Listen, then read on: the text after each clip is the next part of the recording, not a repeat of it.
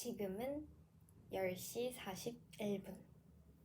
한 20분을 목표로 해서 진짜 오랜만에 책을 읽게 되었습니다. 오늘은 종강. 이제 방학이면 더 여유있게 읽고 싶은 책을 읽으면서 지낼 수 있을 것 같아요. 다른 방사성 이용법. 지금까지 방사성 탄소를 이용한 측정법, 연대 측정법을 봐왔는데 이것 외에 다른 방사성 이용법을 하나 봐요. 방사성 탄소 연대 측정법은 앞으로도 5만 년 전까지 거슬러 올라가는 유기 물질에 대해 주된 연대 측정 도구로서의 위치를 유지하겠지만 방사성 탄소의 반감기가 짧기 때문에 특히 오래된 표본일 경우 측정할 방사성이 거의 남지 않는 문제가 있다. 그래서 무기물질이나 아주 오래된 물질에 대해서는 다른 방법을 써야 한다. 한계가 나오네요. 한계 첫 번째, 무기물질에는 적용이 안 되고요. 두 번째, 오래된 물질에 대해서는 방사성 탄소가 거의 남아있지 않기 때문에 측정하기가 어렵겠죠. 그러면 이거를 조금 넘버링을 하고 가야겠다.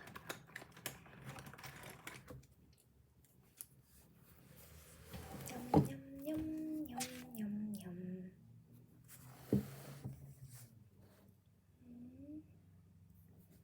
어디 갔어?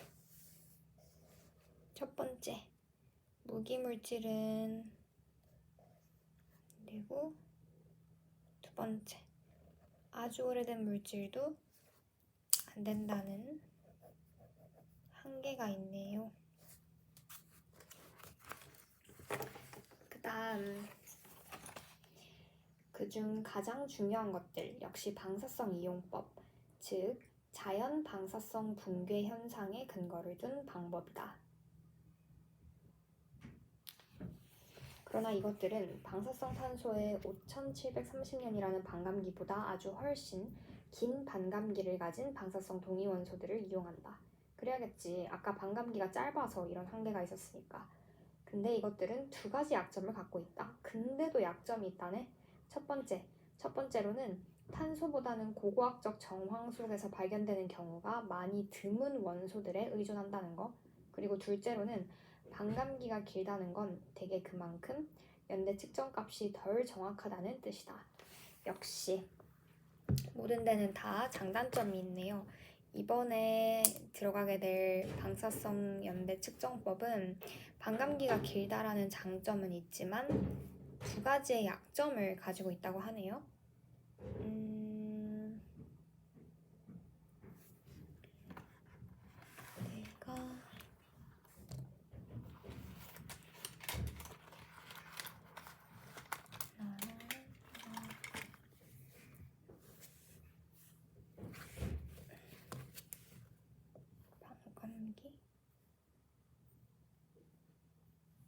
반감기가 긴 방사성 동위원소들을 이용하는 거.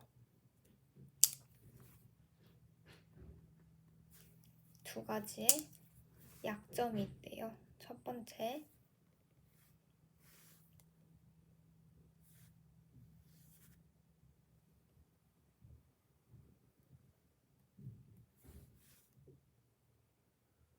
탄소보다는 고고학적 정황 속에서 발견되는 경우가 드물다는 것, 레어하대요. 다음 두 번째는 반감기가 긴 만큼 연대 측정값이 덜 정확하다는 거야. 그러면 가보자. 그 첫 번째 방법으로는 포타슘 아르곤 연대 측정법. 포타슘 아르곤 K-AR 연대 측정법은 지질학자들이 수억 년 혹은 심지어 수십억 년 된 암석을 연대 측정하는 데 쓰는 방법으로 약 10만 년 전 이후 것은 측정 대상이 되지 않는다.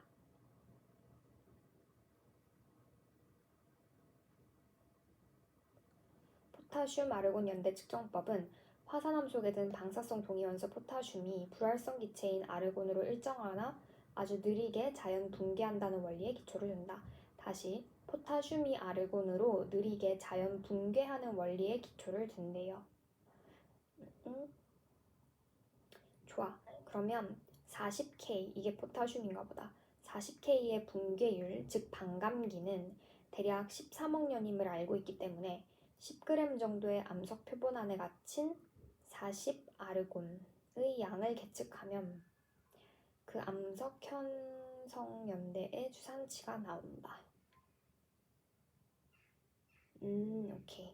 이 방법의 주된 제약점은 화산암에 묻힌 유적들의 연대를 측정하는 데만 이용될 수 있다는 점이다. 화산암에 묻힌 유적들 것만 할 수 있대요. 이런 제약점이 있네. 오케이. 그러면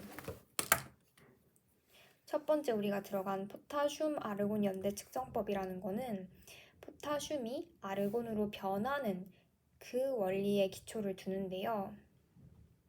잠시. 그럼 원리는 포타슘에서 아르곤으로 바뀌는 원리에 기초를 두는데 단 제약점이 있대요. 제약점 세모. 제약점은 화산암에 묻힌 유적들의 연대 측정하는 데만 이용된다는 점이다.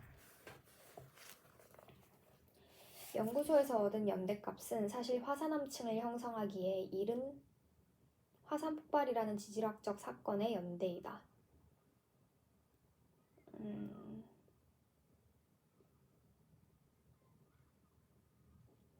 근데 다행스럽게도 전기 구석기 시대 연구의 가장 중요한 지역 중 일부, 특히 동아프리카의 리프트 밸리는 화산 활동 지역이었다. 다행이네. 예를 들어 오스트랄로피테쿠스, 호모 하빌리스, 호모 에렉투스의 중요 화석 잔존물이 나온 올드바이 고르지의 편녀는 이 포타슘 아르곤 연대 측정법으로 잘 수립되었다. 이 유적과 여타 비슷한 유적들의 고고학적 잔존물들은 화산암층들 위에 놓인 경우가 흔하기 때문에 포타슘 아르곤 연대 측정에 적합하며 더욱이 그 잔존물들 위에도 비슷한 화산암이 더 쌓인 경우가 아주 많기 때문에 이 두 지질학적 층들의 연대는 우리가 측정하고자 하는 자료의 연대 범위를 부여한다. 그럴 수 있겠네. 잠시만. 좋았어. 그래서 그러면 for example 이게 하나의 예시가 될 수 있겠네요. 포타슘 아르곤 연대 측정법의 예시는 바로 example 전기 구석기 시대 연구에 쓰인대요. 특히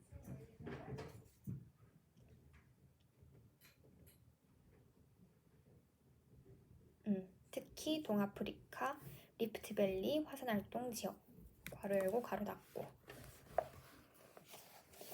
자, 그 다음은 우라늄. 아까 우리가 봤던 게 포타슘 아르곤이었다면 이제는 우라늄으로 가나봐. 우라늄 계열 연대 측정법. 이 연대 측정법은 우라늄 동위 원소들의 방사성 붕괴에 근거를 둔다. 이 역시 방사성 탄소 연대 측정의 시간대를 벗어나는 50만에서 5만 년 전의 기간에서 특히 유용함이 그간 입증되었다. 또 우라늄 계열 U-시리즈 연대 측정법은 포타슘 아르곤 연대 측정에 적합한 화산암이 거의 없는 유럽에서 초기 인류가 점유한 유적들의 연대를 밝히는데 최우선 방법이 될 수가 있다. 오케이. 자, 그러면 포타슘 아르곤 연대 측정에서는 제약점이 화산활동 지역만 연대를 측정할 수 있다라는 한계가 있었잖아. 근데 우라늄 계열은 그걸 보완해 줄 수 있겠네. 왜냐하면 화산암이 거의 없는 유럽에서 연대를 밝히는데 좋은 방법이라고 하니까. 예를 들어 이스라엘 카프제 동굴과 스쿨 동굴에서 발견된 아주 이른 호모사피엔스의 두개골 혹은 여타 유골에 적용되어 좋은 성과를 거두었다. 이 방법은 동굴 벽과 바닥에 퇴적되는 석회화, 탄산칼슘이 고등학교 때 했잖아. 뭐였지? CaCO3?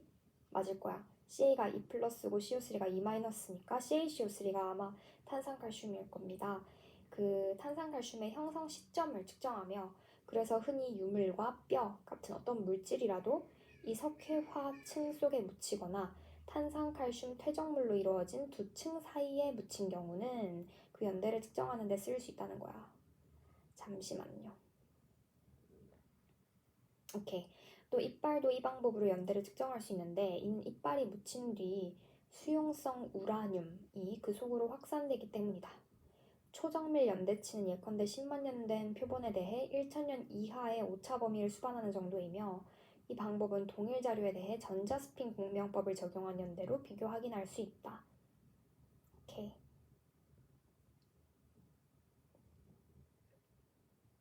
오케이. 정리하면요.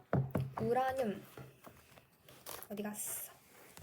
정리하면 이 우라늄 계열 연대 측정법은 장점이 뭐냐면요.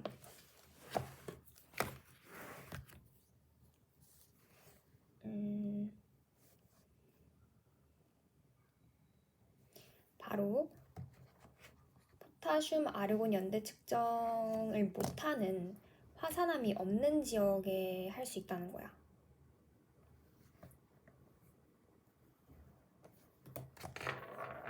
얘의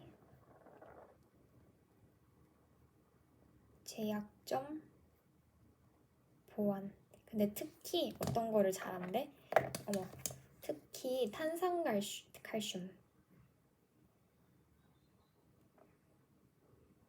석회화의 형성 시점. 탄산칼슘을 하고요. 그리고 이제 오차 같은 거를 비교 확인할 수 있는 하나의 방법이 전자스핀 공명법 해서 뭐 오차 같은 거를 비교 확인을 할 수 있대요. 오케이. 그다음 세 번째 방법은 핵분열 손상연대 측정법. 핵분열 손상연대 측정법은 광범위한 암석과 광물질에 존재하는 방사성 우라늄, 또 우라늄이네. 우라늄 동위 원소가 자연 핵분열을 일으킬 때 해당 광물의 구조에 생기는 손상 현상을 이용한 방법이다. 그래서 이름이 핵분열 손상연대 측정법인가 보다. 그치? 자, 238U가 우라늄 동위 원소래요. 근데 이 우라늄 동위 원소가 존재하는 화산 유리 및 제작 유리 그리고 암석층 안에 지르콘 및 인회석 같은 광물에서는 어렵지만 그냥 다 퉁쳐서 요런 그냥 광물에서는 그 손상 흔적이 피션 트랙, 핵분열 궤적이라 불리는 통로 모양으로 남는데요. 특이하네, 그치? 핵분열을 하면 그 손상 구조가 궤적을 이루는 통로 모양으로 남나봐. 좋아. 그럼 이 궤적들은 실험실에서 광학 현미경으로 수를 셀 수 있다. 그렇겠지? 자, 그러면 이 우라늄 동위 원소 238U의 핵분열 비율을 알고 있으므로 이 궤적 수 덕에 암석 혹은 유리의 형성 연대를 판정할 수 있다. 수를 세가지고 연대를 판정하는구나.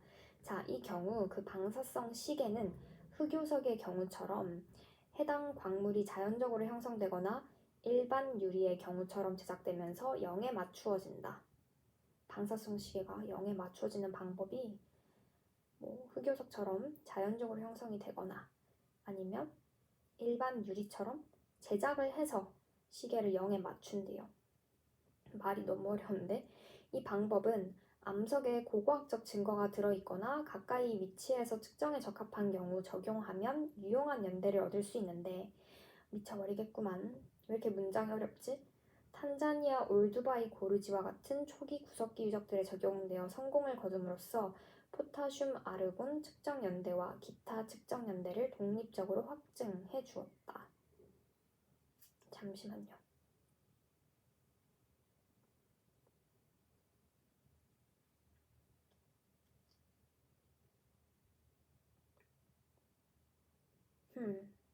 미치고 팔짝 뛰겠구만. 일단 내가 이해한 바만 일단 확실하게 넘어가 보자. 하고 가면 될 것 같아. 괜찮아. 핵분열 손상연대 측정법이라는 거는 뭘까요? 우라늄 동위 원소가 있어요.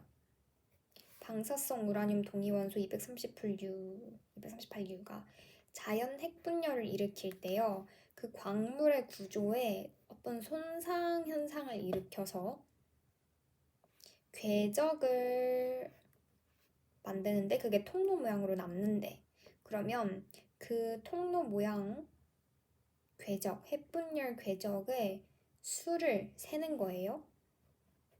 수를 세. 그 다음에 연대를 판정하는 거야. 오케이.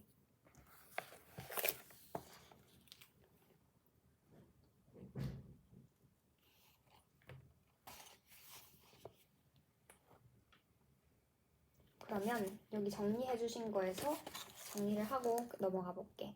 핵심 개념. 포타슘 아르곤 연대 측정법. 방사성 포타슘이 아르곤으로 자연 분비하는 데 근거를 둠. 화산암 및 그와 공반된 고고학적 잔존물들을 연대 측정함. 그 다음 우라늄 계열 연대 측정법. 우라늄의 방사성 동위 원소가 자연 분비하는 데 근거를 둠. 석회화, 탄산칼슘 및 그와 공반된 고고학적 잔존물들을 연대 측정함. 화산활동이 거의 없었던 지역에서의 연대 측정에 유용해. 그러면 그 말인즉슨 포타슘 아르곤 연대 측정법을 보완할 수 있겠네. 그 다음 마지막 핵분열 손상 연대 측정법. 방사성 우라늄 238을 함유한 다양한 암석 및 광물질을 연대 측정한다. 광물질, 방사성 우라늄.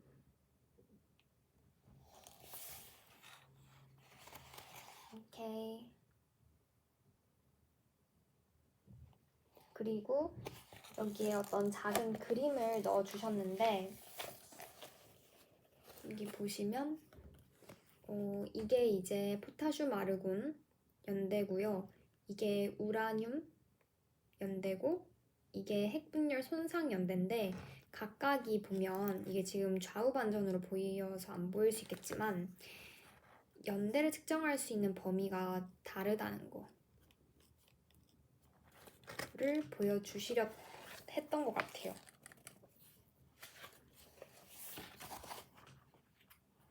그 다음은 너무 많잖아. 기타 절대연대 측정법의 인트로까지 하고 멈추겠습니다. 자, 기타 절대연대 측정법. 또 있대. 또 있대. 도대체 언제까지? 이게 정말 과학이 많이 발전하긴 했나 보다, 그치? 또 있나 봐. 가보자. 위에서 서술한 방법들만큼 고고학자들에게 실제로 중요한 것들은 아니지만 특수한 상황에서 쓰일 수 있는 연대 측정법들이 몇 가지 더 있다. 어떤 것들은 구석기 시대 바위 미술의 연대를 측정하는 등 특정 문제를 해결하는 데 적절하다. 가장 중요한 몇 가지를 아래에서 언급하기로 하는데, 그리하면 이 장의 연대 결정법 개관이 대략 완결될 것이다. 하지만 여기서의 논의는 고고학 본류에 직접 관련되진 않으면서도 자칫하면 복잡해지기 쉬운 한 분야에 대해 맛만 보는 식으로 일부러 간략히 하기로 한다. 다소 특수한 경우인 DNA 연대 측정법은 특히 관심거리가 될 것이다. 네, 저는 ADNA 정말 좋아하거든요. 기대되네요. 맛보기식으로 일부러 간략히 하신데 어쩐지 제가 이거를 원문을 봤거든요. 근데 원문은 정말 섬세하게 세밀하게 설명이 돼 있는데 왜 번역판이 이렇게 간단히 했을까 싶었는데 이유가 있기는 했네요. 일부러 그렇게 축약을 시켰구나. 왜지? 암튼 더 읽을까 말까.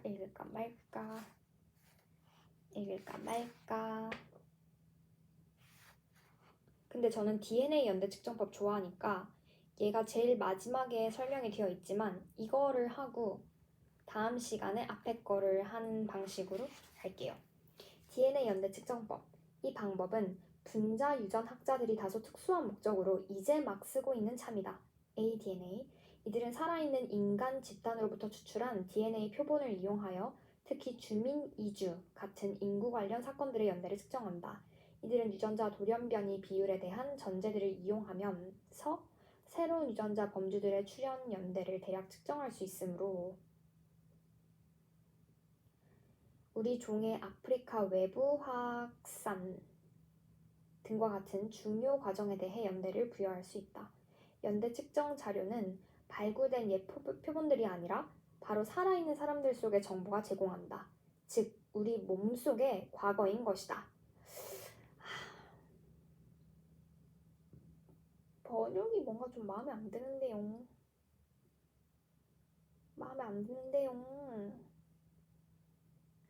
자, 이렇게 DNA 연대 측정법을 너무 좋아하는 한 사람으로서 이렇게 짧게 마음에 안 듭니다.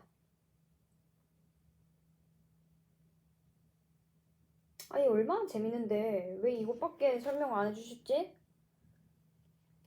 여섯 문장은 좀 너무하잖아. 6줄은 너무한 거 아닙니까? 참 속상하다 속상해. 암튼 저는 그럼 원서를 보도록 하겠습니다. 어떻게 이래 진짜. 암튼 오늘은 여기까지. 다행히 뭐 모르는 단어는 없었고요. 머리가 어질어질하긴 했지. 포타슘 아르곤 연대 측정법. 자, 정리를 오늘 했는 거 정리 한번 하고 덮을게요. 방사성 탄소 연대 측정법에는 문제가 있었어. 뭔데? 일단은 유기물질에 대해서만 할 수 있다라는 제약점이 있었고요. 두 번째, 방사성 탄소의 반감기가 짧기 때문에 오래된 표본이면은 그 방사성 탄소가 얼마 안 남아가지고 연대 측정하기가 어렵다는 거야. 이 두 가지 제약점을 보완하기 위해서 다른 연대 측정법들을 소개해 주셨거든요. 일단 무기 물질이나 아주 오래된 물질에도 적용을 할 수 있는 것들로 설명을 해주셨겠죠. 그게 3가지가 나왔는데 이 3가지는 포타슘 아르곤 그리고 우라늄을 이용한 측정법들이었는데요. 얘네들은 반감기가 방사성 탄소에 비해서는 긴 방사성 동위 원소들을 이용을 했어요. 근데 그럼에도 불구하고 약점은 언제나 있어요.